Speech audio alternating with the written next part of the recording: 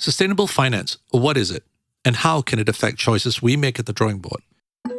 We are seeing today in the financial community a newfound interest in sustainable development. Words like green bonds and green mortgages are increasingly common, but what do they actually mean? Do the design, construction, and financial sectors speak the same language? How do they forge a shared understanding of what is necessary, if not better?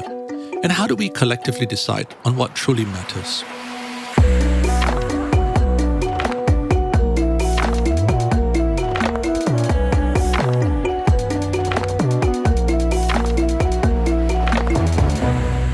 Welcome to Ecogradia, where we meet experts and practitioners at the front lines of sustainable architecture and urbanism. My name is Nirmal Krishnani. I'm a sustainable design strategist, author, and educator based in Singapore. My guest today is Prashant Kapoor, Chief Industry Specialist of Green Buildings and Cities at the International Finance Corporation, World Bank. Interestingly, Prashant is not an economist. He's an architect who has become a bridge between the worlds of design and finance. Prashant believes that good design and sound investment overlap, but now they must also converge to address the crisis we face. Of Prashant's many contributions, one stands out, a building certification tool called EDGE. Now you may ask, why another green award? How is this different? His answer might surprise you. EDGE frames performance like other tools, but it also estimates impact and cost. And it has become an instrument of communication between developers and consultants, investors and project teams, particularly in the developing world. With EDGE certification underway, Prashant is developing a similar tool for mayors, one that might just alter the way cities are discussed. If you're unfamiliar with the projects discussed or would like to know more about some of the ideas and people mentioned in this interview, go to ecogradia.com to view notes, pictures, and links that we have compiled on the episode page. This first season of Ecogradia is sponsored by the Wholesome Foundation for Sustainable Construction. The foundation was created in 2003 to empower a community of future makers through the transfer of ideas, knowledge, and real-world solutions. Next year, we'll see the start of a new cycle of the Wholesome Awards, which is the most significant prize for sustainable construction in the world today. Go to wholesomefoundation.org to find out more.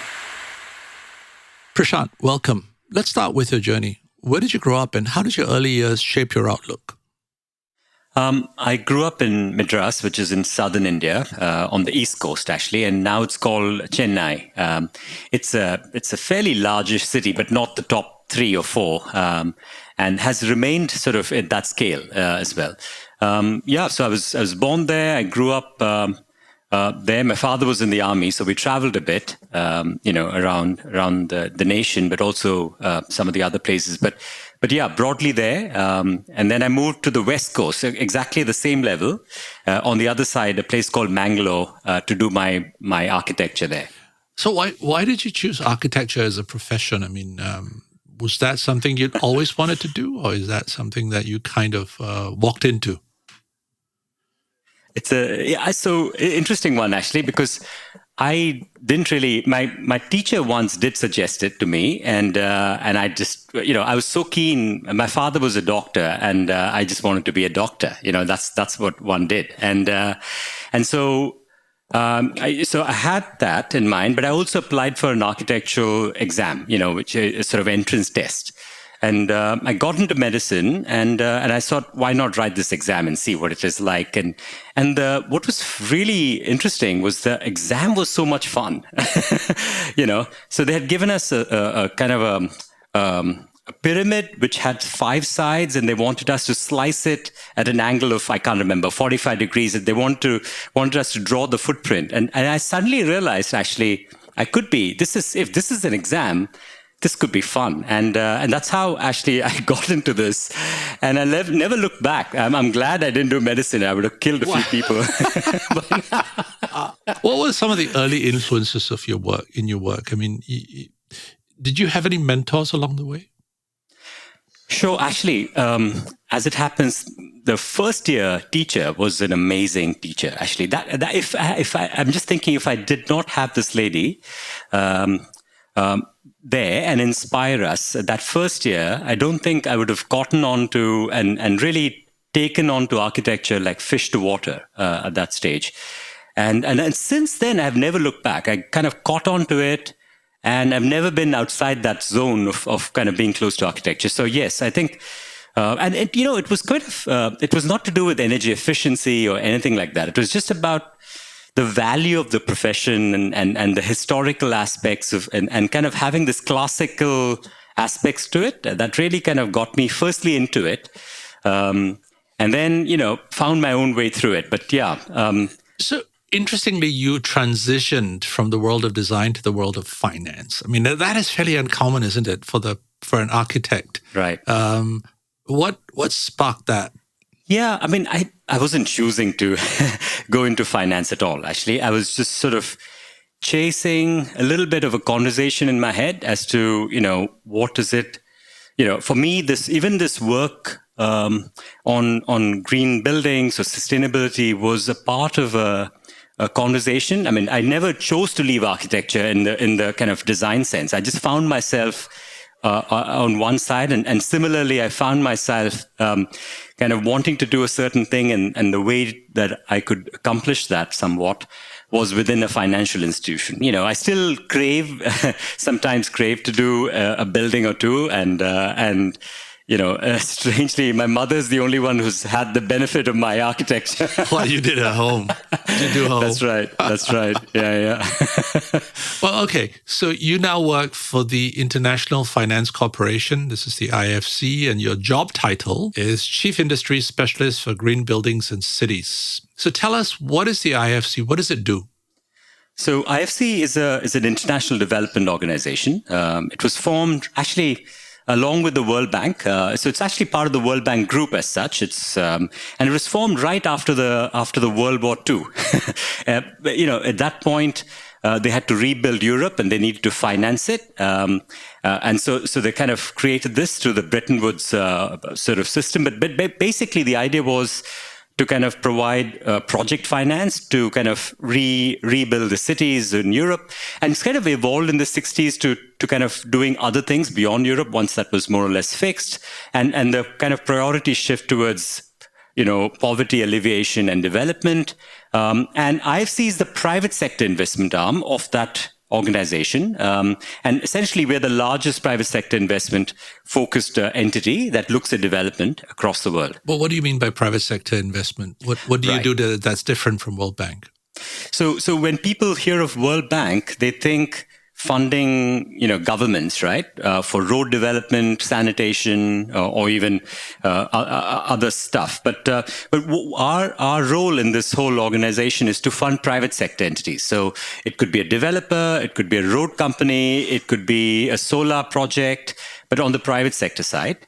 There are certain exceptions where, we could be funding a city, but as long as it's not supported by the national government, we support that. And the basic idea is that, the country cannot just borrow its way out of, into development. You have to leverage the private sector. And since then, we've been doing that. So what is your role? Okay. Actually, the role is quite unique. So essentially, investment organization is full of people with MBAs and they do investments and they understand that really well. But they have a few of us, they call industry specialists. And our role is to be the sector gurus, if you like, right? That's the better way to put it. We're not the leaders, but we are the gurus. So we act as internal advisors for finding them the projects, to appraise them, to kind of nurture them, and actually, help build the sector essentially. Right. So my role in IFC is to focus on the green buildings field. I started it actually; it didn't exist in IFC when I joined in 2010, and sort of help build that business. Essentially, the idea is to get private sector developers, banks, and entities to really start to supply green projects that we could fund. And more recently, the green cities aspect was added on, and now I'm also looking at the green cities part to it as well. I mean, you've done a lot, and one of the key things that you've done is that you've taken a stab at green certification. Now, at IFC, you introduced a green certification tool called EDGE, which is an acronym that stands for Excellence in Design for Greater Efficiencies. And EDGE takes us to a completely different place. Now, tell us about EDGE. What does it do, and how is it different from the conventional green certification tool? Okay. Edge is a tool that basically any client can come in to the website. It's called edgebuildings.com, and you can find your building type, and it's really catered to your different specific building typology. You can come in and put in your high-level design, your design or your elements. How many stories is it? How many rooms? Yeah, and those kind of things. And it has climatic data for your city, right? And using that basis, you're able to then kind of project the energy consumption, water consumption, and the embodied energy, the materials consumption of your building. And it then allows you to use that as a benchmark, and then gives you a range of solutions, all the way from passive design ideas to energy efficiency ideas to renewable energy ideas. And it allows you to choose these ideas, fine-tune it a little bit, and then it then shares with you, actually simultaneously as you're doing it, it shares with you what difference it makes in terms of energy reduction, water reduction, materials reduction, and how much it will cost, and many other parameters. But these are the two main things we look at. So the key thing is it gives you information on performance, where many tools leave you to kind of go figure it out with simulation tools external to the tool. It gives you information within the tool on performance. It benchmarks it to a particular location. So you've got this massive database in Edge that says what the average building in, say, Johannesburg is consuming, or that in Singapore is consuming. And then you can see yourself relative to that. And then it gives you cost data. That's right. So it is a building physics model, if you like, but on the cloud, right? And it works instantly. So it's not like a software. You put in a lot of stuff and you press the run button in the old-fashioned way and chucks out a number. It already has defaults that you're actually tuning and making it right. So, a lot of times, because we are trying to not just work with the designers, we're trying to work with clients and even financiers. They a lot of times don't even have an architect when they're using Edge, right? So they have an idea, okay, I have got this plot of land, my government allows me to build 5 stories and I want to build a 200-room hotel. You can come in and choose what is the right thing for this hotel and then ask your architect to design that in. So that's the beauty of this. So you can actually use this to create the design brief or the intent. Right. Is that more or less affordable than some of the other tools? It's dramatically lower. And one of the reasons we did not want to complicate it by adding too many parameters is also another reason. If you're having to capture hundreds of things, you're going to have to spend not just in the certification cost, but the checking cost and all the effort to make it. We wanted to get the fundamental building right. And as an architect, I'm sure you'll appreciate, having design to do the right things is probably paramount in terms of getting this right. So that's kind of our focus. And then, and by making sure we are focused on that, even the checking process is all about checking, AutoCAD drawings or specifications and not sort of site studies that you have to go out and spend money on. So it's not just the certification, cost of certification, but it's also all the paraphernalia that you need is reduced. Plus, because it's all online, I think it's the only one that is totally electronic. The tool that I was describing earlier is the same one that you use to submit all the documents. So, let's say you want to say that you're having roof insulation, you choose it, you have a right click and you upload a file that shows you have a roof insulation. And the same tool is then used not just upstream, as you said, but it's also downstream for checking purposes, the same product. So it's a lot more legible. You know what you've checked. And you go out on site and check it too. And all the evidence is also submitted in the same platform by the auditors. Right. Yeah. Speaking of downstream, is there an obligation to do a post-occupancy evaluation? So just to validate the initial drawing board estimates. Okay, so this is a good question. I mean, we don't have a specific requirement for all projects to have it. Existing buildings would have to submit their current energy bills in order to compare. But just stepping one step back, what we do is we have a team that's called monitoring and evaluation team that has that goes in separately voluntarily to clients to get their energy data after a year of performance or 2 actually, and then to calibrate what did we predict and what did we get. Now, another concern about tools is that they are predisposed to, checklists of technologies and products. Now, here I think the risk is that we forget that there are actually upstream solutions, like building form, orientation, porosity. You've been a vocal advocate for passive design, and I quote something that you said in your blog. You said, can we bring back openable windows in our offices so that during the day when it's pleasant outside, people can open them? Can we reinstall ceiling fans in our workplaces for when it is less pleasant so that even when turned on, an AC need not take all the load, close quote. Is this a sentiment that's reflected in Edge? Is passive design prioritized, or do people just jump to insulation? Nirmal, this particular subject is very close to my heart. I feel, over the years, especially in our sort of lifetime, we have seen the change from most buildings being, mixed mode, with certain rooms, maybe the computer room being air conditioned, right? To just about everything, everywhere in the world looking exactly the same and functioning the same, right?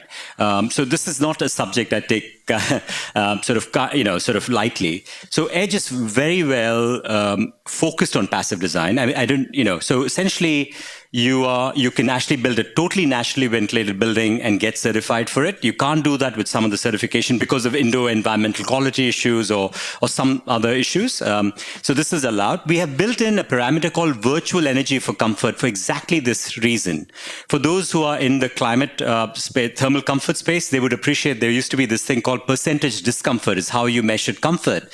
And we felt that clients don't get it. Right. So we built a model that was called virtual energy for comfort, but basically quantifying the discomfort in terms of the percentage of energy you might otherwise use. Because, so that was a way that we could actually bring in a lot of the passive design features. So you can actually orient the building differently.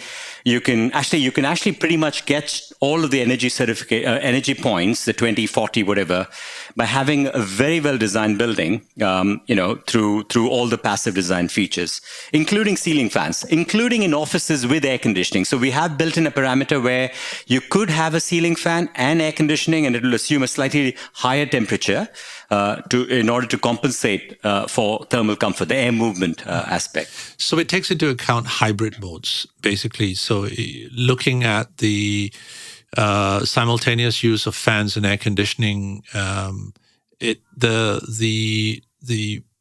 algorithms of the tool actually allow you to estimate what the energy implications of that would be. Exactly. And the key word is allow, right? We don't force it. This is not a regulation, right? We don't force people to only use passive. I mean, if a developer or a designer wants to build a glass box and air condition it, you can still make the glass better and the air conditioning better and get some of the credits. But you could, if you are, sort of an architect really looking to kind of push the boat out, to make sales and make this passive, you could actually do that in Edge. I'm really excited about that. I'm surprised that not many do, especially in commercial buildings. But that's a gripe I have, actually, that we should have more projects going through that way. Let's talk about one of the other things that you've criticized about other tools in your blog. You say that investors are unable to assess the financial viability of a green building investment. How does Edge perform differently? How does it alter the conversation between a project team and the investor? Right. So, investor, by the nature of that word, cares about cost, right? It's the finance part of it. And so to really get their attention, you need to explain to them that, this is going to make me money, right? More than the sort of default. So, what Edge does quite well is to quantify the cost, because I think you hear the whole spectrum of things. You get people that say, oh, green buildings should not cost anything. That's not true either. And on the other hand, they see projects that have to do whole, array of things as checkboxes, and it's cost 30%. So they're really freaked out by that. And they don't really see the return on that investment. So this is the gap, right, that we're trying to meet. So basically what Edge does is it clearly tells you what it'll cost to do, X amount of insulation based on the square meters of your building and all of that. So some sort of, obviously this is an estimate, high level estimate, but it gives you a ballpark kind of figure. And then it tells you how much you will save for your local place, right? So this is important because in Philippines, it's 25 cents a kilowatt hour. And in another place, it could be 12 cents. So, it really depends a little bit based on the local place. And lastly, because you're looking at a whole building, you're able to do the cost benefit differently than from a quantity surveyor who might just take, one light bulb and the daylight problem, and yes, so that's kind of, but actually not having some of these things reduce, you could have other secondary co-benefits that Edge is able to do by looking at the whole building aspect, right? In many other countries, the take-up rates are very low. You don't see a lot of buildings getting certified in a voluntary system. So what makes Edge different? Yeah. This is the amazing thing, and I'm really humble. I mean, I wish I knew the exact, kind of magic formula for this, but you would not believe that we had 175% growth over the last 2 years of COVID.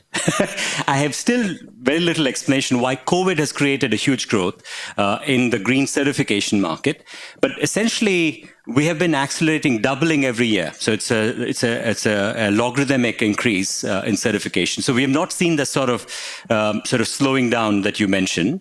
And the main reason for it is that, as I explained, if you're able to make this reasonable in terms of the effort and cost, and it is really tangible in terms of value, in terms of, energy savings. I feel I'm representing emerging markets because energy savings do matter. It's a significant part of somebody's, just to give you a sense, our research suggests that 15 to 20% of a low-income family's disposable income goes into utility bills. So imagine that, right? For high-income places, this is not a significant argument, right? So this has been really one of the reasons why it's changed. I explained the Baldwin example in South Africa. A similar thing with Ascot Group in Singapore. They want to position themselves as a leader in the world. They have the largest service apartment chain, that sort of quite big. And they just wanted a certification that they can use across the world, that was scalable, that they can do for 500 of them. We have clients that want to do 10,000 projects across the world. You can't possibly do that many with another certification system because just the amount of effort that will take to be so specific and adjusted. Here, because it's all electronic, that all of those things have helped. But maybe what would help is giving you a few examples of how financing as an incentive has fundamentally shifted. I think that has been also the kind of chance of getting better financing and also getting better financing. I think there are two things, right? The perception and actually getting it. So maybe one example is Indospace, one of the fast-growing warehousing company in India. They have millions of square meters of warehousing space. In India, as it's growing, they need more and more warehouses, essentially. And they adopted Edge Standard a while back. We made a first early investment in them. And they decided that rather than just kind of do the exact amount of Edge projects based on investment, they said all our projects, will be Edge certified because they wanted to attract international clients. IKEA, Amazon, all want to see greener projects. That helps their portfolio. The availability of this portfolio meant that HSBC, that was looking for projects, again, nothing to do with IFC in this case, provided a green loan to Indospace, $130 million for refinancing. So you see, there are these cascades that happen. Another example, this is closer to home, Indonesia, Asia Green Real Estate, which is a fund that invests all across the region, actually, from China all the way south.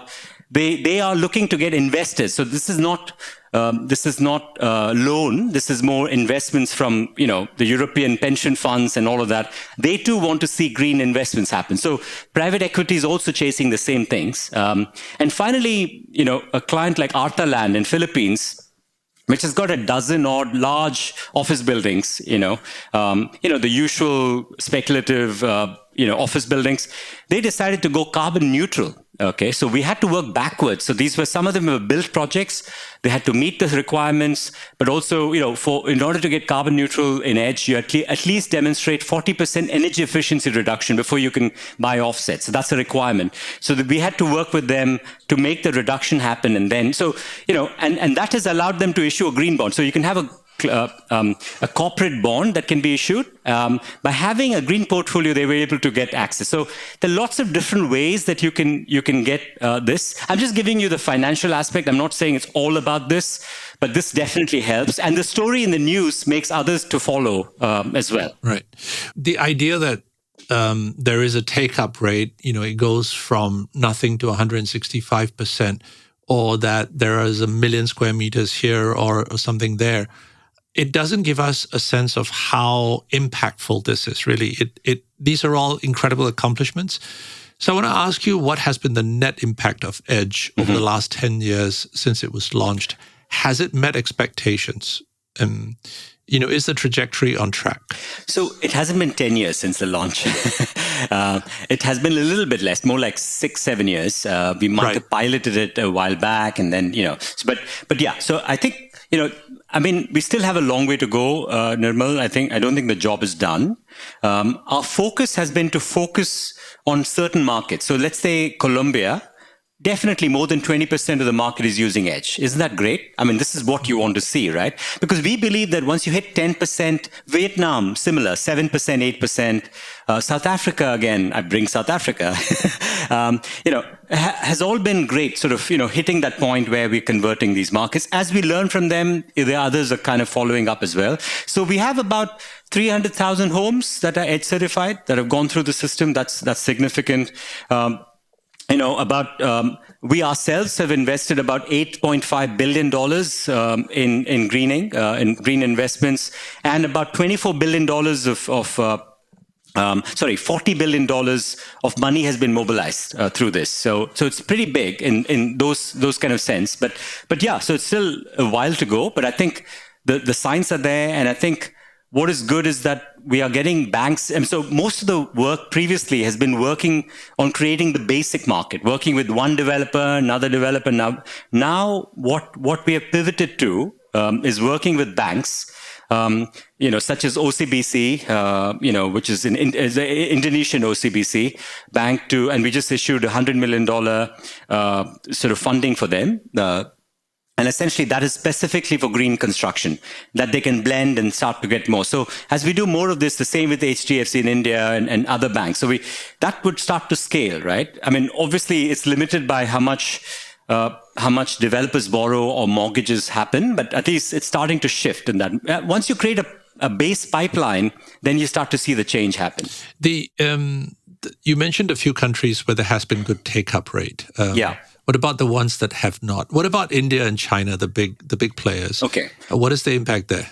So, both India and China are unique in a lot of ways. They tend to have their own way of doing things. China has a 3-star rating system there. And what we have been, focused rather than kind of,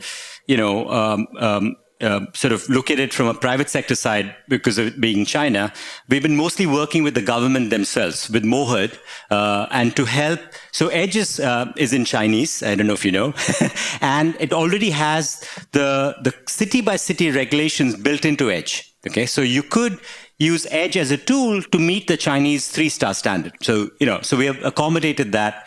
And they're pushing hard. They use regulations a lot, as you would imagine China to do. So they've been pushing there quite hard to make that happen.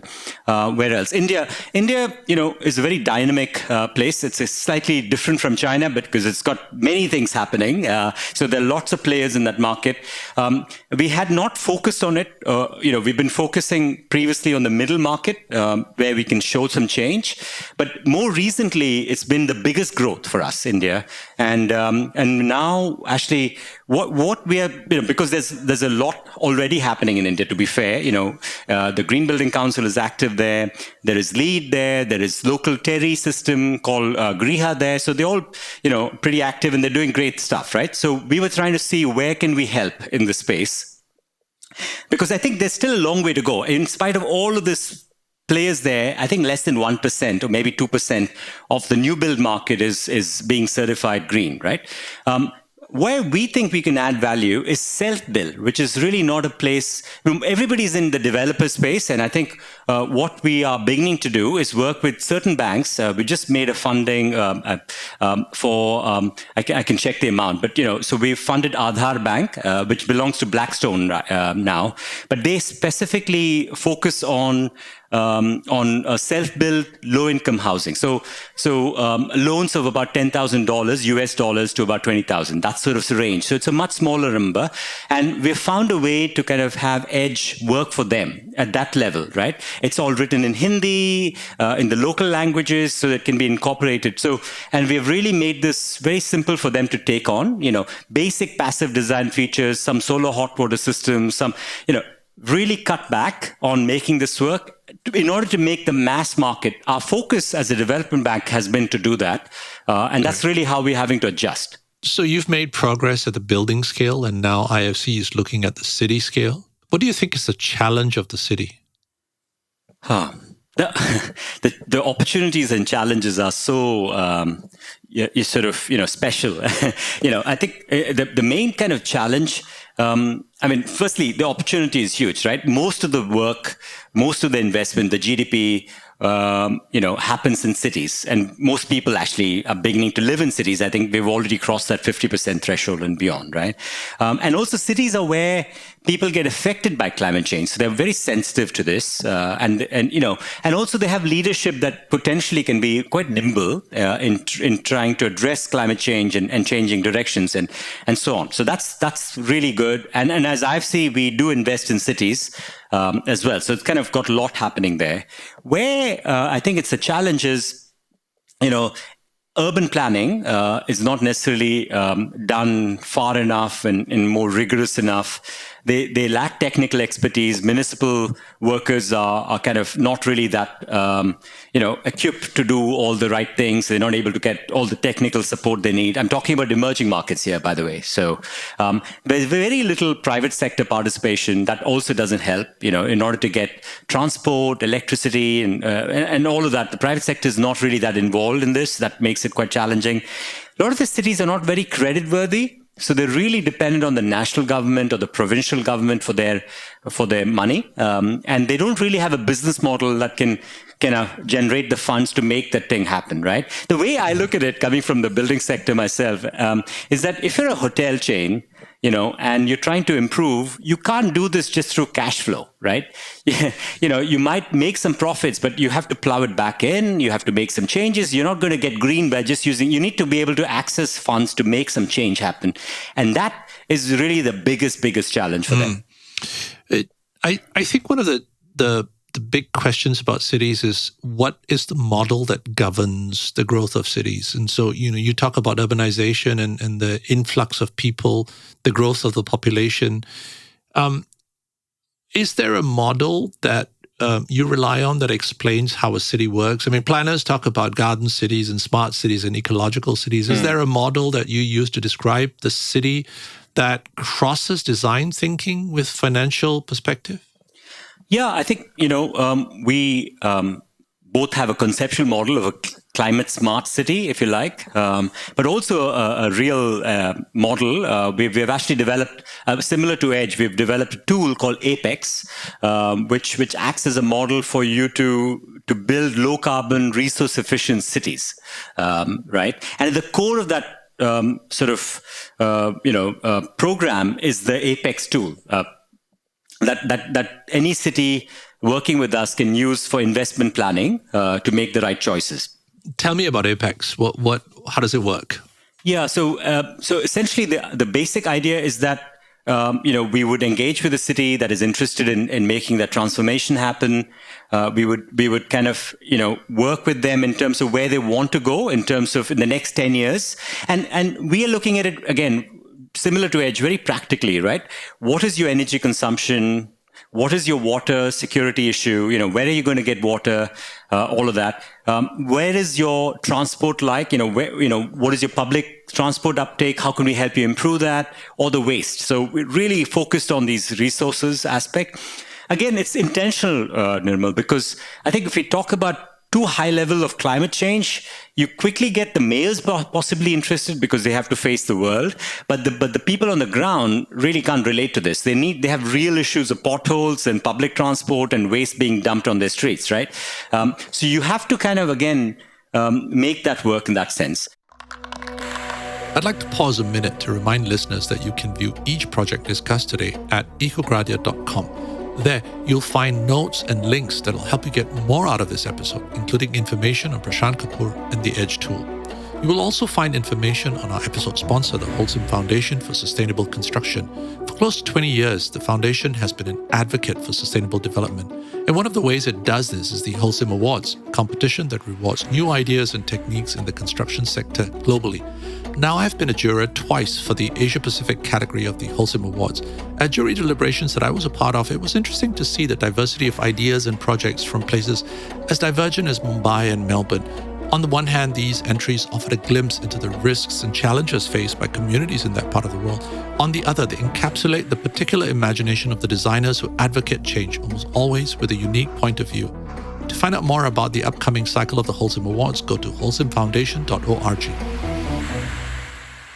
Let's now talk a little bit about banks, how they think and why it matters. Yeah? Break it down for us. What is sustainable financing? Explain terms to us that we often hear, things like green bonds and green mortgages. Sure. I mean, sustainable finance is a subset of traditional financing and investment that seeks to place the finance or the capital into projects that are sustainable or green, as simple as that. So it's not rocket science, it's just normal finance that is going to green finance. So I see this as, if you remember the train tracks, and you have the shunting machine, your train is going this way and you shunt it and the track, slightly adjusts and then the train goes in the other direction or kind of changes path. So it's about, sustainable finance is about changing paths towards a green future, right? A green bond is a financial instrument that finances green projects and provides investors with regular and fixed income payments. Basically, it's a piece of document that says, I promise, give me X amount of money, I promise to invest this money into green projects. So it's slightly different from a loan that, you're asking for money up front and you're promising that it'll go into green projects. And as a part of that green bond, typically you need to have a second opinion. Basically, a bit like EDGE, you need to have somebody come and check that really has happened. Otherwise, you don't get investors interested in that, right? And so basically, green bonds offer investors a platform where they're able to divert their funds into good practices, influencing businesses, and making that directional change. And a bond issuer, which could typically be a company, can use this finance for any green projects, including real estate. I mean, there's some pre-approved ones that you can use for. Right. Okay, just maybe one other title that I might have hinted at, kind of green mortgages, perhaps. And basically, a mortgage, green mortgage is basically a mortgage that a lender offers to a householder, a house buyer, with a slightly preferential terms, as long as the money goes to buildings that have a green standard. And the basic logic is this. Or it should be this, and not always the case, is that you're getting a slightly lower interest rate or a slightly longer term or a slightly larger amount because your house is green, and therefore it's either a lower risk or it's saving you money, therefore you have more disposable income. That's the basic idea.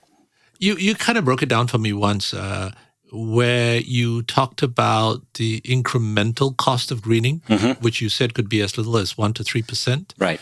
And that when this money is invested into green products or green technologies or green strategies, that there are savings and that there are returns for the developer, and that this convinces the banks to lend that incremental.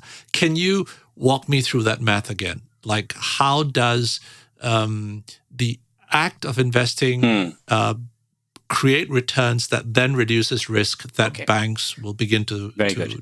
So, I'll explain the simplest possible or the most common variation to this is that I'm a home buyer, okay, and I need a loan for, let's say, $50,000, right?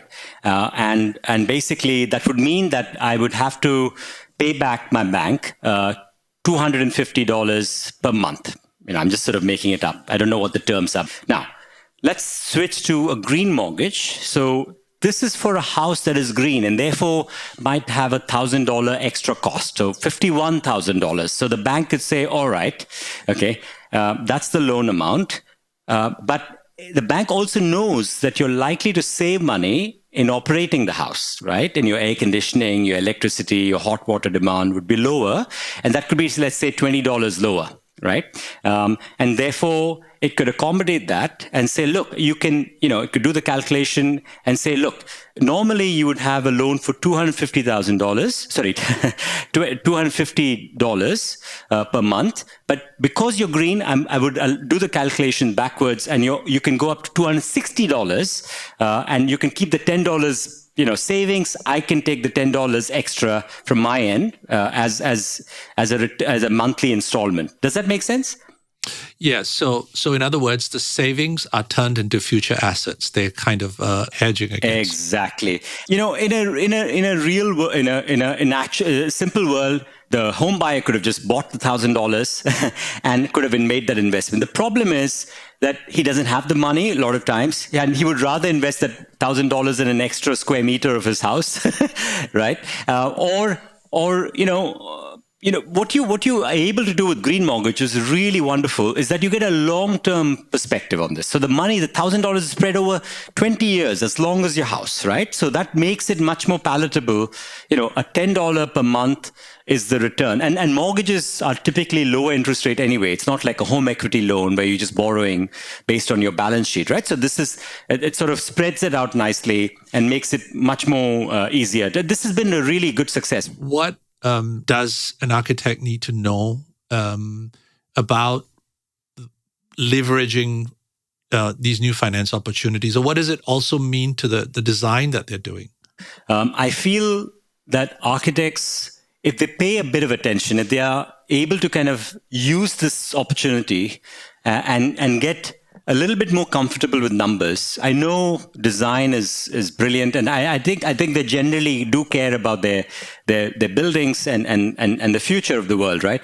But if they can actually communicate that, look to their clients that, look, I've got these two options, right? This is plan A, this is plan B, as you do in scheme design. This one is going to cost you X to run. This is going to cost you Y to run. And I, as an architect, has saved you money without you even spending it. You don't even know you've saved it. This is the beauty of it. I think if they can get a little bit more, analytical in order to communicate, and I think that rather than just talk in terms of visual and aesthetics, if they can shift it a little bit to, they do already a large degree in terms of, making function work in an office building, for example. But if they can really bring that other dimension, I think clients would love it. I'm one of the clients, right? I fund architects. I'm not architects directly, but through other clients. But, they're really struggling to make this work. I'm not struggling, but you know what I mean. So if they feel that an architect is really thinking about their interest and getting what they want, which is a good design, that's one. The second thing is that, I'm not suggesting you push for efficiency as the key. That we can leave it to the engineers, okay? And I think a long time ago, I was working on a project in Abu Dhabi with Foster's Architects, and we were a large team. I was part of a large engineering group, and we were we were talking across each other. They wanted something that they can use for the design, and we were giving them the most efficient solution. And the most efficient solution most times is a box, and actually typically a spear, right? You have the least surface area for the most volume. But if you change that a little bit and change the question, and ask your engineer, I don't want the most efficient building, but if you can ask, I want the building that can last without air conditioning or any artificial energy, the longest, you get a very different building. So, actually, I forgot his name, Stefan Becker, I forgot his name, but one of the partners in Foster's, and the way he described it is that it's a flask, right? A flask is the most efficient structure you can build, which is a very Germanic way to do it, right? But if you are able to build a sailboat with a motor. Okay, it's a little more inefficient because the motor has to carry the sailboat as well, but you're going to get a lot more for it, for that. And you get very interesting buildings because of that, I find, if you're able to run that and push the boundaries of passive mode as long as you can. I want to move on to your journey of how you got to where you are, from where you started. I mean, you are uniquely placed, I think, to have this conversation between bankers and designers and policymakers. And this has much to do with the fact that you were trained as an architect, but now work in a financial institution. Tell me, how does your training in design shape your thinking on finance and policy? Yeah, for me, design is as much about a well laid out PowerPoint presentation that can communicate something well. It can be a spreadsheet that talks, right? That gives you really important information, or it could be a good strategy of how to change something, and I feel, I know it's not exactly the same as a building, but, you use the same skill set, right? In terms of, having many variables, right? And you're finding the simple integrated solution to that problem, which is, I think, what I feel it's about. Because anybody can just gobble up, if you have unlimited land, you can build a house, it doesn't need an architect, frankly. I think the beauty is to find the most efficient, not even the word efficient, the most most thought through, well-rounded solution, right? And so, I've been sort of using that as much as anything else, not just the understanding of architecture, but kind of bringing that into this process. I think whether it's the edge tool or our strategy of having a multi-prong approach of really insisting, because it takes a little bit more effort than just kind of, going and selling edge, right? It's sort of getting the governments, getting all of these people to kind of create that spiral, which is what I enjoy, actually seeing that work. And just, the other day we hit 300,000 homes that got edge certified, made me feel really good, actually. I mean, I know it's still a long way to go, but I think that's the product you get from all of this, right? So I think, I would say the biggest strength that we all have, I mean, as architects, is being able to take the many variables and bring something creative and unique to the world. How much of what has happened to you in your life was by design, and how much of it was just plain luck? Right. As I mentioned earlier, I got into architecture by chance to some degree, right? And I don't know if you know, but I'm a motorcyclist. So right from college days, actually even from school days. So I used to wander away to villages and kind of sort of stay with, those days when you're young, you can really rough it out. So I used to stay in villages and kind of hang out and really love vernacular architecture. This is the thing I did. And those days, remember the slides? I would come back with a whole bunch of slides to show my class and really discuss it, sort of vernacular architecture and all of that. And then this was in India? This was in India when I was doing my first degree. It's a 5-year course, right? So, and a lot of little 2-day, 3-day, 1-week trips to kind of go out into the really rural areas and come back with that, right? And, this was a little bit of a fun. And then a big earthquake struck, okay? And it was a place I'd visited often, and I felt drawn to kind of do something about it. And I was not into seismic architecture or anything like that. It was just about seeing, and I hadn't even thought about, building something in these villages. It was more taking something from them rather than giving, right? So I landed up, this earthquake happened in 1993, 93, something like that. And I'm dating myself now, but, sort of spent about 6 months in the village, and imagine vast devastation. 30,000 people died. And which part of India was this? That? Was in the central Maharashtra and southern central India. And so it really kind of was helping out on the rebuilding effort as what they call local engineer. But I took this on as my thesis project to rebuild a town, a city actually, or not a city, a village called Chalburga. Okay, but the point is that when I was doing that, you realize actually rebuilding it back to what they were was actually not such a great thing for the villagers, right? They didn't have toilets, they had very little electricity. And so I had to, my thinking then was, okay, how could this be a positive thing, right? I mean, I'm not saying this can ever be a hugely positive thing, but there could be something we could build in. And I just, by luck, happened to meet a really nice retired physicist, building physicist called Dr. Chamanlal Gupta, who took me under his wing. And, I was purely into design. I got the confidence to do some numbers with him. So most of these houses had cows. When we were looking at how we could use the cow dung, collect it, have biogas being generated, and have some small windmills to kind of keep that thing going, rebuild the toilets, build night soil digesters. You can see this got me into this world of actually, this sort of quasi world of engineering, numbers, and urban planning in the same breath.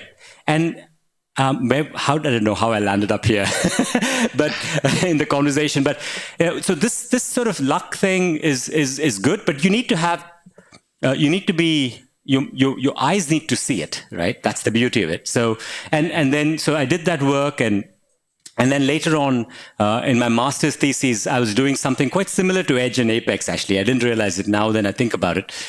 So you kind of land up, kind of following these threads that, at least for me, has worked to bring me to here, where I'm talking to financial institutions, talking about greening buildings. So the seeds of where you are were sown very early. I mean, when you talk about this reconstruction of the village and how you began to see beyond what had been before, this is again a rethink of the ecosystem. It's not enough to think about the village as a physical element, right, but that as a set of connections and forces and societal ties. It is always about stepping away from the physical manifestation to looking at the ecosystem. So that's always been with you, hasn't it? I mean, it sounds actually, as if in school. Yeah, that's right. I mean, yeah, so this is something I've been lucky, very lucky. There's no doubt about it, that I'm following something that I'm so passionate about. I'm frankly amazed that anybody pays me for it. So this is sort of deeply rewarding, in terms of the work as well as the kind of context we are in, right? Right. Just on a closing note, apart from the things that you strive to do through your work, what do you think needs to happen to get us to the world that you imagine? What must change, huh? Right. Yeah, I think, I have this philosophy that that we know where it needs to be. We need to bring GHG levels down, right? We need to consume less. We know what it is. We know what the problem is. And we frankly even have the technology for it, frankly. And I think, we don't have to wait for these things. And I think what I feel is that if you can do what you can do from your perspective, as how I see this, otherwise you get lost in in a spiral that goes downwards, where you get caught in this reality where the same government that is talking about climate change can also be talking about increasing fossil fuel usage and reducing cost. You get lost in that world, and I feel like where I get joy and a little bit of solace is just doing what one can to the best, and really hope. And I think this happens, right? And this is more faith than anything else, that, if you're there in the right space, somebody else is there, and we can connect like you and I are today. We can make these connections, and we can get more people to join this network and make some true transformation happen. So that's really what I say. And I think that, look, I have this skill set, you have yours, and I think somebody else would have theirs. And if we can just polish that off and and kind of bring that together as a mesh, that will be terrific. What gives you hope of the future? There's so much bad news in the news every day. What? Yeah. I think this is a bit cliched, but it's the young people, actually. I feel I look at my own generation, and I think, and I see, I have a daughter, and I see that they're not as enamored by the material stuff, and they I think that is where I see hope. Even young students, I see that the idealism is still there, and I feel like I think it's not fair to just push it on them either, right? I think they don't have enough time, but I think the penny has dropped, a metaphorical one, in the sense that I don't see, countries really believing that they can get away with this. I think we all realize we are in a pond and the temperature is rising and we just have to do something about it. I think I do see, 10 years ago, there was nothing in the financial sector, zero. I mean, really, I was telling you this anecdote of this South African banker. That's really the reality. Until about 5 years ago, that has dropped. Okay. We are beginning to see, pension funds saying no to investing in fossil fuels. We are seeing a lot more regulatory changes happen. I feel like, I think it's happening fundamentally. And the question is, can we make it in time? And I think this is where we need to accelerate. I think it's the acceleration that is going to be our biggest challenge, not whether the direction is right. And I'm finding it difficult, I'll be honest.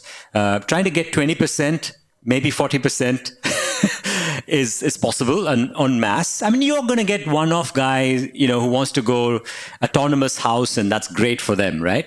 But to get 100% of a market to do that and not have any political backlash is going to be it. And I feel this is where, I'm grateful there's Europe somehow, and that at least they're putting the pressure on to keep this momentum going. And I don't mean it in any sort of any other way other than at least, there's political interest. The common man is aware that this is a necessity, right? That this is not just the bourgeoisie complaint that there's not enough car parking spaces, which is what you get in most of the world, right? They all talk about traffic. I mean, seriously, traffic is not your problem right now, right? It's a lot worse. And I think this is where I feel if we can get that level of energy down to our citizens, I think if we can get the young people, and Greta has been a breath of fresh air. She's getting older. We need to find more Greta inspiring. Thunberg. Yes, Greta Thunberg has been Swedish activist. Yeah. And I feel we need more of those. And I hate it when I say that because I feel I'm putting the onus onto somebody else. But I have probably another decade to go myself. But I feel like we are the last of it, actually, in terms of trying to do this 2 degrees thing. And I feel like, I think at least we have all the ingredients. We have the financing mechanisms. We have the precedents in many other places. We just have to do it at scale and with the right amount of urgency. So the pieces are in place. We just need the will to act. Thank you, Prashant. I've greatly enjoyed talking with you today, and I appreciate that you've taken the time to be with me. Thank you also to our listeners for tuning in. If you enjoyed this episode and would like to hear more, subscribe to Ecogradia on any directory or listening app where you find your podcasts. You can also find all our episodes and related notes at ecogradia.com. Please follow us on social media and recommend us to friends and colleagues. Don't forget to check out our sponsor, the Holcim Foundation for Sustainable Construction. Find out more about the good work that they do at holcimfoundation.org. And look out for the announcement and details of the upcoming 7th cycle of the Holcim Awards, which is literally around the corner. And finally, a big thank you to the team who worked hard to put this episode together. Ecogradia's producer, Maxim Flores, editorial assistants, Anne Matthews and Amulia Dulipala, our sound technician and editor, Kelvin Brown at Phlogiston. Thank you, guys. Until we meet next, this is Nirmal Krishnani signing off in Singapore.